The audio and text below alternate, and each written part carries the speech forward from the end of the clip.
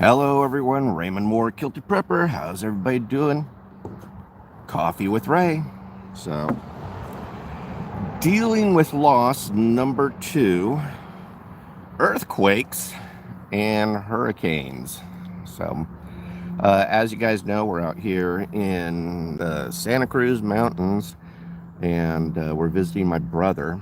And for those of you who don't know, my brother's got terminal cancer, and so we're out here visiting him and having creating memories.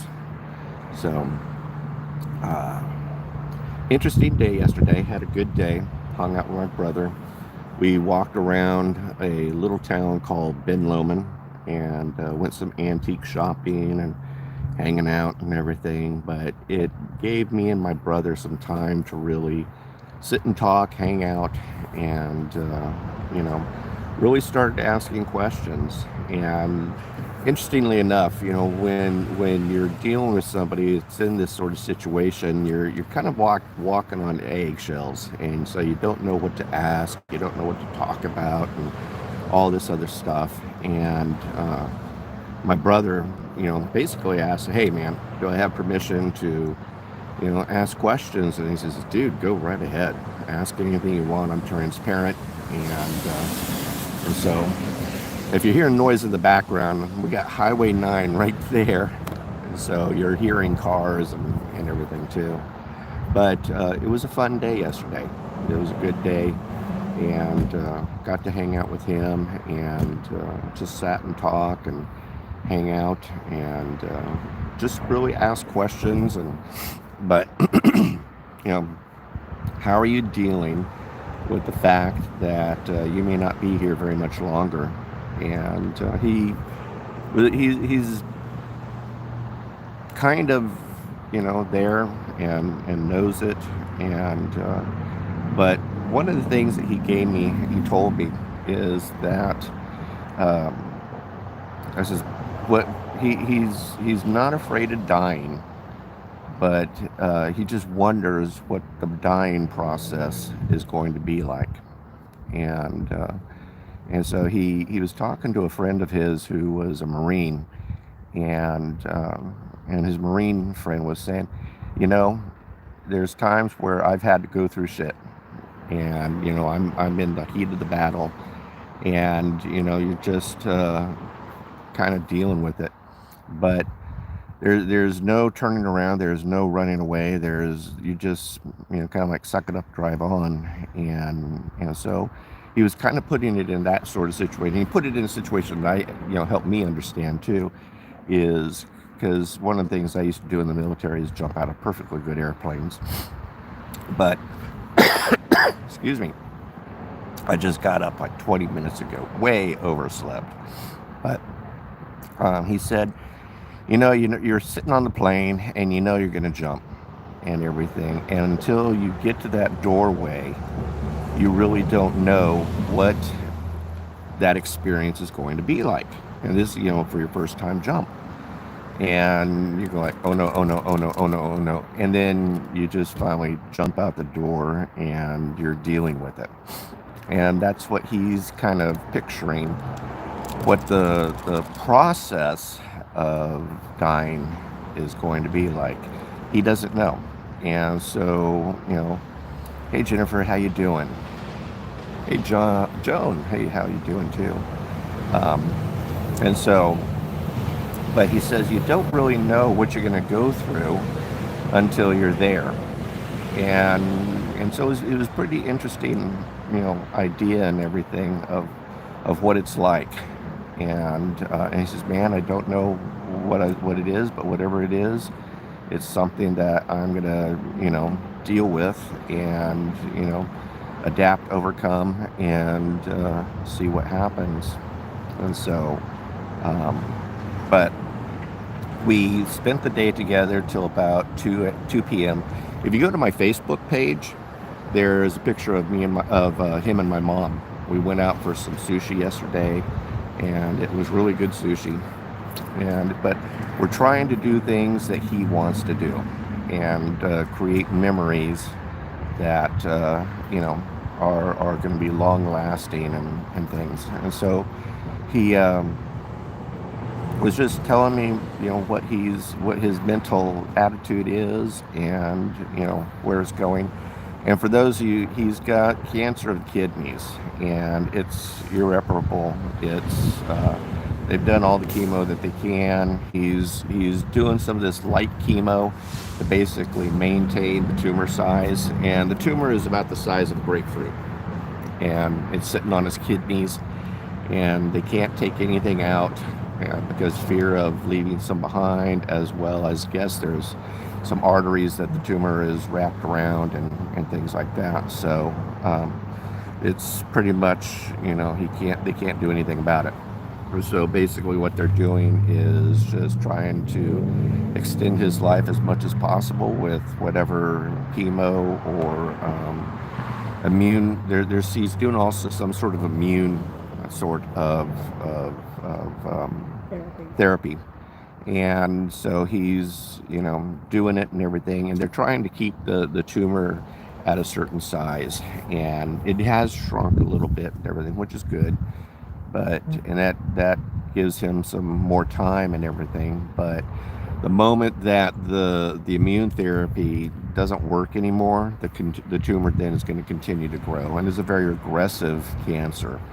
And so it's kind of hit and miss, and they've got him on pain meds and everything like that. And so but it's interesting how, I find that I am having waves of emotion, and I'm very good at compartmentalizing, and I'm finding that it's kind of the emotions are, escaping the box a little bit. And so having emotions and everything, and but we were talking about all the fun things we were doing in childhood and things, and I know we're going to be talking more today. I don't know what we're going to be doing, but we may go down to the boardwalk or do some other things or something like that. But he's just looking to spend quality time with us and have memories. And hey, Holly, how you doing? And so, but it's an interesting situation. That's why I'm calling this series this week dealing with loss. And so and this is therapy more, this therapy for me as much as it is sharing what I'm learning with you guys, because no matter what, we all got to deal with loss. And again, I said that's not even loss of a loved one or of them, but it might be loss of a job, loss of an income, loss of this, loss of that. We all go through that loss, stages of loss and grief and everything. And so what I'm trying to do is share the stages and what I'm going through, so that to help better prepare you guys, in hopes that whatever it is I'm learning or sharing or something might help you in dealing with loss. Now, another interesting thing here too, because I've had a couple people contact me, hey man, are you okay because of the hurricane? And we heard there was an earthquake, and yeah, everything's fine. All that's happening down in Southern California. And so I was watching a little bit of the news, before I went live here. And I guess there's flooding and rain going crazy and some destruction and stuff like that taking place down in Southern California and everything. I saw some massive rivers and everything, Death Valley, and some of the other areas in the valley in Southern California flooding and everything. And then top that off, they get hit with an earthquake too. And I think it was like something like a 4.6 or something. I don't know the exact number right now. I didn't look at that this morning, but hurricane and an earthquake. So that in and of itself, look at those people and the loss that they're experiencing. And so there's loss everywhere. And some people have to deal with death. Some, like some of these people down there, they're dealing with the loss of their home. And so dealing with loss is something that I think it's wise of us to start to understand, start to prepare for, and everything, because we never know when we may lose that job, when we may lose that house, or in my case, when I might lose my brother. And so Dealing with loss is something that I think is very good to understand. Yeah, it's kind of a somber topic, and I mean, it's not your typical prepper show and all that other stuff, but it is something that we as people are going to have to deal with anyways. You know, it's a personal SHTF sort of situation that is affecting you. You know, so this is kind of my personal SHTF situation that I'm learning to deal with and experiencing, and you know, so it's rather interesting to go through these things and you know, figure stuff out. So hopefully anything that I'm sharing, and I know I'm doing a lot of babbling and everything like that, but hopefully what I'm sharing might help. But the interesting point yesterday that Seth made was jumping out of an airplane. You know, he doesn't know what it's going to be like to actually deal with the process of death. He's not really afraid of dying, but it's the process of death that kind of has him, you know, freaking out a little bit. And he just knows that when he gets to that airplane door, he's going to have to jump out, and there is no going back. There is no. And so what happens when you jump out that door, you know, you just ride with it and deal with it and see what happens. So, but you know, we're having a good time. We're making memories, and you know, you learn to ride the waves of grief. Thank you, Joe. What a great idea. Thank you for that comment. I appreciate it.